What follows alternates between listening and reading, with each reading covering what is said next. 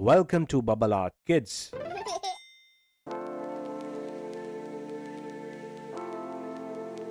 Once upon a time, in a green forest, a little bird lived happily in her cozy nest. Every morning, she sang sweet songs and watched the sunrise.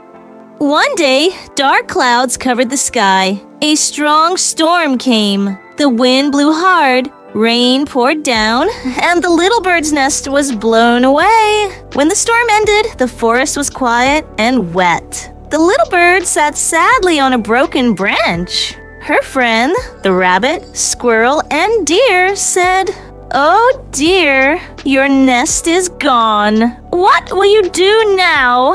The little bird smiled and said softly, "It's okay. I'll build it again, even stronger this time." The next morning, under a bright rainbow, she began to collect twigs and leaves. Day by day, she worked patiently until her new nest was ready, warm, strong, and beautiful. All the animals cheered, "You are so wise, little bird. You never gave up." The little bird chirped happily, "When something breaks, don't lose hope. Stay calm and try again." Moral, don't lose hope. Stay calm and try again. Please like, share and subscribe. See you in next video. Bye-bye.